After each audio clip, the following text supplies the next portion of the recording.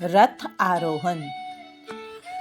सूरज सरोवर में डूबे श्री प्रिया प्रियतम दोनों रथ आरोहण कर रहे हैं। सभी सखी सहचरियां साज श्रृंगार से युक्त हो तन मन से उनकी सेवा कर रही हैं।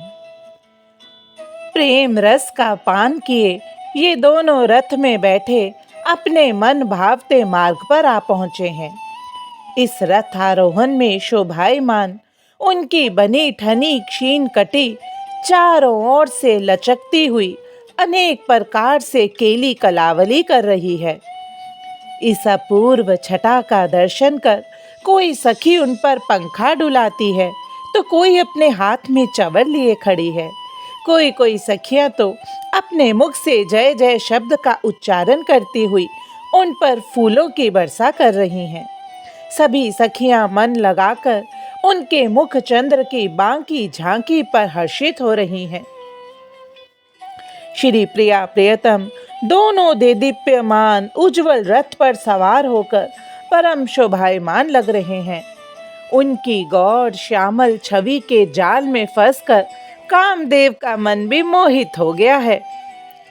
ये श्री प्रिया प्रियतम दोनों अपने गौर श्यामल सुंदर अंगों पर नाना प्रकार के सुंदर वस्त्र धारण किए हुए अपूर्व छटा विकीर्ण कर रहे हैं।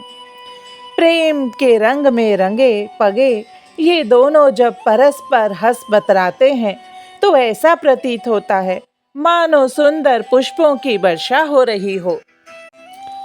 नवल प्रेम के रंग में रंगे श्री लाल जी रथ आरोहण कर शोभायमान हैं। वे लाड लड़ैती श्री प्रिया जी की ओर मुख करके उनके रुख अर्थात चेष्टा का निरीक्षण कर रहे हैं। वे अपने शरीर पर राजसी जरीदार वस्त्र धारण किए हुए हैं। रतन जटित स्वर्ण के आभूषणों से उनका अंग अंग जगमगा रहा है। वे पान चबाते हुए अपने मुख चंद्र से मंद मंद मुस्कुराते ऐसे प्रतीत होते हैं मानो चंद्रिका छिटक रही हो। उनकी वह मुस्कान बड़ी ही चटकीली बड़ी ही आकर्षक होने के कारण मेरे मन में तो ऐसी चुभ गई है कि किसी प्रकार निकालने से निकलती नहीं है। अब तो श्री लाल जी प्रिया जी के सम्मुख बैठकर उनका रुख देखने लगे। तब श्री प्रिया जी के अंग प्रत्यंग में उल्लास की लहर दौड़ पड़ी। वे काम कला रस से भर उठी और सर्व प्रकार के आवरण दूर कर श्री लाल जी के संग रथारूढ़ होकर ललिता सखी जी से कहने लगी, अरे सखी, हमारे इस मंजू मनोरथ रूपी रथ को चलाने में एक तू ही सब प्रकार से चतुर है, क्योंकि इस रथ के मार्ग की भूमि साफ सुथरी नहीं है। इसमें पग पग पर ऊंचे नीचे बड़े बड़े गड्ढे हैं। अर्थात ये जो लालजू है ना, बड़े ही चंचल और चपल हैं। अतः सखी, हमारे इस रथ को तू ही हाँक। अब तो रथ चलने लगा। प्रिया प्रियतम प्रेम से रथारूढ़ हो आज सखियों द्वारा निर्मित अद्भुत पथ को निहार रहे हैं। रथ जाने का पथ सखियों ने ऐसा रगमगा बनाया है कि कुंवर और कुंवरी किशोरी के मन में इन्हें निहार कर नव नव रंग उत्पन्न हो रहे हैं। दोनों के हृदय में प्रेम की नूतन तरंगे उच्छलित होने लगी। अपनी युगल सरकार के मनोभावों को जान सखियों ने रथ को रोका और कहा, अब आप दोनों की प्रतियोगिता है। जो रथ को जीतेगा उसकी बात दूसरे को माननी पड़ेगी। एक कुंज निर्धारित हो गया, जो पहले रथ लेकर पहुंचेगा वही विजय होगा। सब सखियां चली गई। अब तो लालजू अपने हस्त कमलों पर अपनी प्राण प्यारी के श्री चरणों को रख उन्हें रथ में विराजमान करने लगे। चतुर लालजू ने पहले तो बहुत धीमे धीमे रथ को चलाया, फिर अचानक बड़ी तीव्र गति से रथ बढ़ाया, मानो उनके घोड़े हवा से बातें करने लगे। अब तो लड़ैती जू ने डरकर प्राण प्रियतम को पकड़ लिया। यही तो चतुर शिरोमणि की इच्छा थी। अब क्या, जानबूझकर रथ को टेढ़ा मेढ़ा चलाने लगे और जब कोमलांगनी प्रियाजू डोलती तो उन्हें अपनी भुजा पाश में पकड़ लेते। अजब अजब अटखेलियां कर रहे हैं नटवर नागर। कभी नैनों में नैन मिलाए प्रेम रस वर्षा करने लगते हैं। अब बीच में कहाँ कहाँ रथ रुका, क्या क्या प्रेम की रस झड़ियां लगी, ये दोनों रस्माते ही जाने। अब प्रियतम की ऐसी चपलता देखकर प्यारी जू बोली, अब रथ मैं चलाऊंगी। अब तो हमारी प्रियाजू ने ऐसा रथ चलाया कि झटपट ही उस कुंज में पहुंच गए। लालजू तो अपनी प्यारी के इस कौशल को देख दंग ही रह गए। वाह, सखियों ने बहुत ही मनोरम कुंज सजाया है, जिसकी शोभा देख मानो दोनों का श्रम ही दूर हो गया। प्रियाजू रथ चला कर आई, उन्हें श्रमित जान सब सखियां सेवा में तत्पर हो गई। प्रतियोगिता अनुसार लाडली विजयी हुई।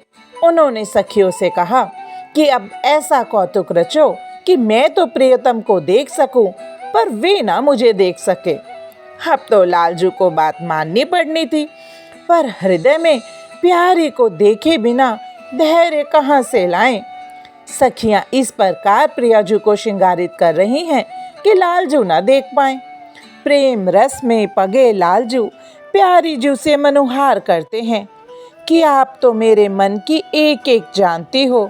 हे प्यारी, आपकी मुस्कुराहट देख के ही तो मेरे दिल की धड़कन चलती है। आपके नयनों में अपनी छवि देख तो मैं प्राण धारण करता हूँ। आपके रूप सुधा पान ही तो मेरा आहार है।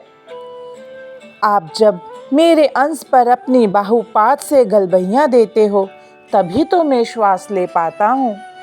प्राणेश्वर के ऐसे प्रेम भरे वचन सुन प्रियाजू का मन भी आतुर हो बेचैन हो उठा।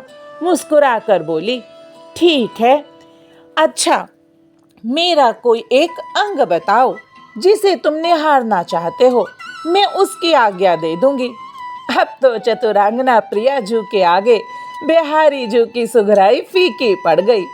नैनों से ललिता जू से मनुहार कर रहे हैं कि अब मैं क्या करूं।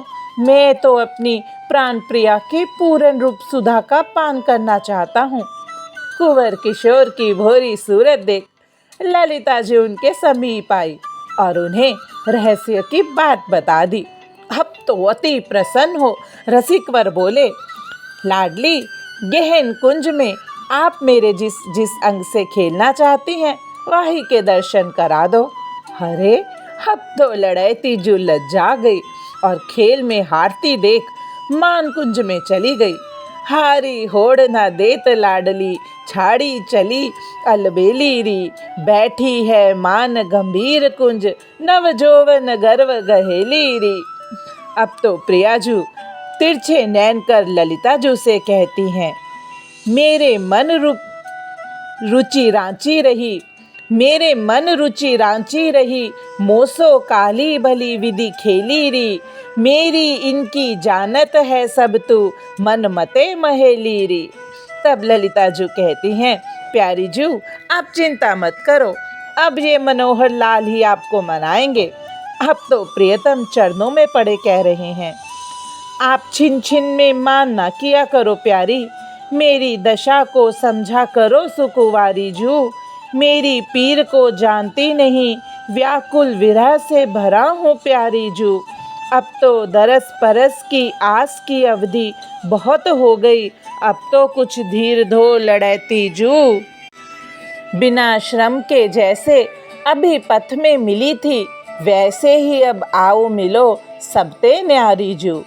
यह सुनते ही ललिता जू और सब सखियां तो बड़ी अचंभित हो गई और प्रिया जू के नेत्र डगमगाने लगे। यह देख सुन सखियां नैन सैन जिया की सब जान गई। अब तो किशोदरी सकुचाती हंसती इतु चितवन से निहारती लालजू के गले से लिपट गई। अब आगे क्या कहूँ। रसिकवर कहते हैं, मन को मन, मन के मन सो मिली, मन को मन के मन सो मिली, मगन भय तन लीना जू। रस में रिस रिस में रस उपजत, रस में रिस रिस में रस उपजत, रसिक प्रवीण प्रवीणा जू। रूठत टूठत सब सुख भूटत, रूठत टूठत सब सुख भूटत, या रस की बलिहारी जो, या रस की बलिहारी जो। बोलो प्रिया लाल की जय हो।